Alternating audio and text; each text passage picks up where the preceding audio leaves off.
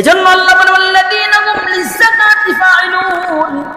মুমিন বান্দার ৮ নম্বর গুণ হলো মুমিন বান্দা যাকাত আদায় করে, মালের যাকাত। মালের যাকাত মুমিন বান্দা আদায় করে, এটার মধ্যে কার্পণ্য করে না। কারণ মালের যাকাত যে আপনি দেন, এটা কি সরাসরি আল্লাহকে দেওয়া হয়? কাকে দেওয়া? আল্লাহকে দেওয়া হয়। এই যে মালের যাকাত আদায় করেন না, দান সত্য করেন না, এটা সরাসরি আল্লাহকে দেওয়া হয়। কারণ কিয়ামতের ময়দানে আল্লাহ পাক রব্বুল আলামিন বলবেন, ও দুনিয়ার সম্পদশালীরা, ও দুনিয়ার ধনী লোকেরা, ও দুনিয়ার ক্ষমতাবান ওয়ালারা, আমি তো তোমার নিকট চাইছিলাম, কিন্তু আমাকে তোমরা সম্পদ দাও নাই। আমি অসুস্থ ছিলাম, আমাকে দেখার জন্য তুমি চাও নাই। আমি বিপদে পড়া ছিলাম, কিন্তু তোমরা আমাকে সাহায্য সহযোগিতা করো নাই। বান্দা অবাক হয়ে বলবে, আল্লাহ আপনি আমাদেরকে মাল দিয়েছেন, আপনি যদি আমার থেকে চান, আমাদের থেকে চাইতেন, তাহলে তো আমরা আপনাকে বেশি পরিমাণে দিতাম। কই আপনি তো আমাদের নিকট চান নাই। আল্লাহ পাক রব্বুল আলামিন বলবে, বান্দা তোমরা কি ভাবতেছো সরাসরি আমি তোমাদের নিকট চাইবো? না না বান্দা না। এই যে দুনিয়ার মধ্যে আমার ঘর নির্মাণ হয়েছে, মসজিদ, মসজিদে দানের জন্য তোমাকে বলা হয়েছিল, কিন্তু তুমি মসজিদে দান করো নাই, ওটা আমার ঘর। দুনিয়ার জমিনে অসুস্থ হয়ে অসহায় ব্যক্তিটা মেডিকেলের মধ্যে ভর্তি ছিল, টাকার অভাবে চিকিৎসা করতে পারে নাই, টাকার অভাবে চিকিৎসা নিতে পারে নাই, ধুকে ধুকে কষ্ট পেয়ে পেয়ে পেয়ে পেয়ে মরছে, তুমি টাকা জমাইছ। ওই বান্দা তুমি আমার ওই লোকটারে খোঁজ খবর নাও নাই, সাহায্য সহযোগিতা করো নাই। যদি আজকে ওই লোকটারে সাহায্য সহযোগিতা করতা, কেমন যেন আমি রব্বুল আলামিনকে দেওয়া হইতো। বলেন সুবহানাল্লাহ।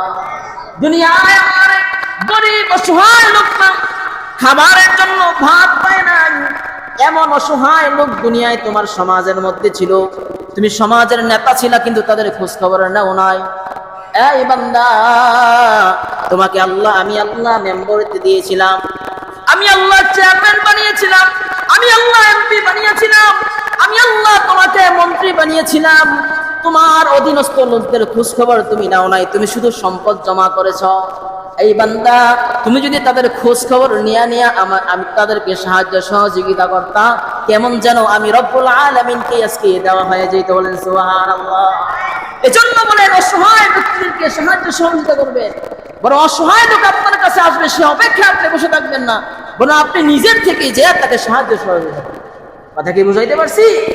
এই যে যাকাত, যাকাতের যে সম্পদ, এটা গরিব মিসকিনের হক। গরিব মিসকিন আপনার থেকে এসে যাকাত নিবে, বিষয়টা এমন নয়, বরং আপনি খুঁজে খুঁজে বের করে করে তাদেরকে যাকাত দিবেন। যারা অসহায় মিসকিন, অসহায় যারা, তাদেরকে যাকাত দিবেন। এটা হলো পরিপূর্ণ নিয়ম। ইসলামী শরীয়ত যদি কায়েম হইতো, তাহলে এই নিয়মই চলতো। যেমন সরকার থেকে যায় কেউ টাকা নেয় না, বরং সরকার টাকা পাঠায় দেয়। কি বলেন?